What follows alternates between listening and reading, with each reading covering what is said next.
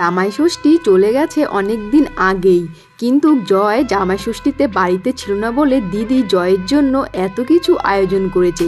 জামাই ষষ্ঠী খেয়ে আমরা চলে আসলাম রথের মেলায় মাম্মামকে নিয়ে। সোনা পাপা, কোথায় এসেছো তুমি? মামা বাড়িতে এসেছো? আজকে পাপা ষষ্ঠী। পাপা ষষ্ঠী থাকতে পারেনি বলে বম্মা আজকে পাপাকে ষষ্ঠী খাওয়াবে, তাই না? মন খারাপ কেন? আমরা বসে রয়েছি, দেখো বাইরে বৃষ্টি হচ্ছে, ওয়েদারটা। আর আজকে হচ্ছে রথ। সবাইকে জানাই শুভ রথযাত্রা। মাম্মা বলে দাও শুভ রথযাত্রা। ও তো বলতেই পারে না, কি বলবে? পাপা বলে দাও শুভ রথযাত্রা। ভেবেছিলাম মামামকে নিয়ে একটুখানি বিকেলবেলা বেরোবো, সেটা মনে হচ্ছে হবে না। জামা কাপড় সব নিয়ে এসেছিলাম যে মামা বাড়ি থেকে, মাম্মামকে নিয়ে যাবো একটুখানি হুদার রথ। আমাদের এখানে খুব বড় করে হয় ওই রথটা, আর আমাদের ঠাকুর বাড়ির পাশে তো রথ হয়, কিন্তু ভেবেছিলাম একটু অন্য জায়গায় যাবো, সেটা আর হলো না, তাই না পাপা? এই যে মামার সাথে এখন দুষ্টুমি করবে। এই আমাদের কিন্তু খিদে পেয়েছে। না না, ওকে নিয়ে যেতে হবে, বম্মা তাহলে আমাদের ঢুকতে দেবে না, তাই না পাপা? তো চলো এখন যাচ্ছি দিদির বাড়িতে, কারণ জয় ষষ্ঠী খেতে পায়নি দিদির বাড়িতে, তাই জয়কে আজকে স্পেশাল ভাবে দিদি ষষ্ঠী খাওয়াচ্ছে। আর কি কি মেনু হবে তোমাদেরকে দেখাবো। ছাতা মাথায় দিয়ে যাচ্ছে, বৃষ্টি পড়ছিল হালকা, তাই ভাই সানবিকে ছাতায় মাথায় দিয়ে নিয়ে যাচ্ছে। মাম্মা কোথায় যাচ্ছ? তুমি তো কিছুই খেতে পারবে না, বম্মা কত কিছু নাকি রান্না করেছে। চলো দেখি বম্মা কি রান্না করেছে, ঠিক আছে?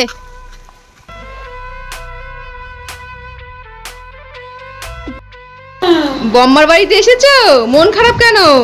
পাপা বলো, বম্মা তুমি কি কি রান্না করেছো? সবাইকে একটুখানি বলো আজকে ষষ্ঠীতে কি কি রান্না করেছো, তুমি দেখাও সবাইকে একটুখানি।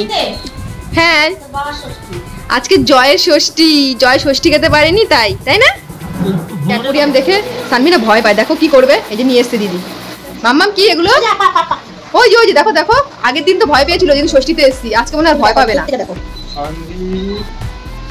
ভয় পাচ্ছ না মাম্মা? এগুলো কি, তুমি ভয় পাচ্ছ না? ও আজকে আর ভয় পাচ্ছে না, আমাকে দেখছে। মামা কি করছে? হা হা হা।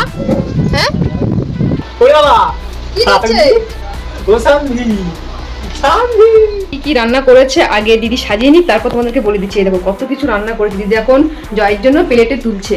কত কিছু রান্না করেছে, প্রায় 16-17 পদ এখানে, পুরো টেবিলটা জুড়ে গেছে। এবার তোমাদেরকে বলি কি কি রান্না হয়েছে। এখানে রয়েছে উচ্ছে ভাজা, এটা হচ্ছে কুমড়ো ভাজা, মাছের ডিমের বড়া, পটল ভাজা, বেগুন ভাজা, আলু ভাজা, এগুলো গেল পুরো ভাজার মধ্যে।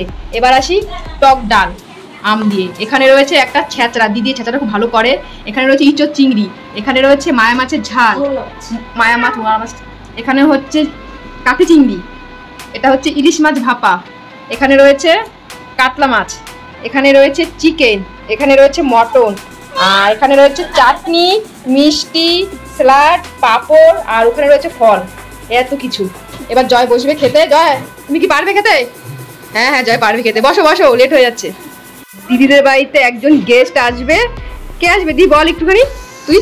আমার ছেলে যে অপারেশন, দিদির বাড়িতে আসবে ডাক্তার, দিদির ছেলেকে যে অপারেশন করেছে। আর আমাদের ঠাকুরনগর উনি শ্রী সেবায় বসে রাজীব সিং। আর আমার সোনামাকেও দেখিয়েছিলাম কানের প্রবলেমে যখন হয়েছিল, তাই না? ওই দেখো দেখছো খাবে। হ্যাঁ ডাক্তার তো খুব ভালো। দিদি একটু আগে ওনার কথাই বলছিল, উনি হলেন ডক্টর রাজীব সিং। উনি আমাদের ঠাকুরনগর শ্রী সেবায় বসে, নাক কান গলার খুবই ভালো ডাক্তার। দিদিদের বাড়ি থেকে খাওয়া দাওয়া করে চলে আসলাম বাড়িতে। বাড়ির সামনে এত বড় রথ হচ্ছে, সেটা কি মিস করা যায়? আর এই রথটা দেখতে পাচ্ছ, এটা হচ্ছে মানিকহিরার রথ। এটা ঠাকুরনগর রোড দিয়ে যাচ্ছিল, আমি তো আর যেতে পারলাম না ঠাকুরনগর রোডে।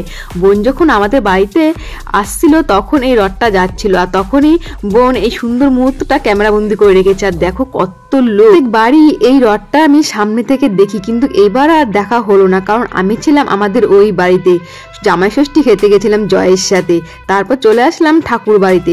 ঠাকুর বাড়িতে এসে দেখছি বাবা লোকে পুরো লোকারণ্য, প্রচুর ভিড় হয়েছে। আমাদের সানবি তো প্রথমবার রথ দেখছে, ভাবছে এই জিনিসটা কি, ও তো আগে কোনোদিন দেখেনি। তারপর আমরা চলে গেলাম মাঠের দিকে। মাঠের দিকে গিয়ে দেখলাম তো পুরো মেলা, সবাই মাঠে বসে সুন্দর আড্ডা দিচ্ছিল। আমরাও মাঠে সবাই মিলে খানিকক্ষণ বসে একটুখানি আড্ডা দিয়েছি, আর সাথে খেয়েছিলাম ঝালমুড়ি, ফুচকা, আরো অনেক কিছু।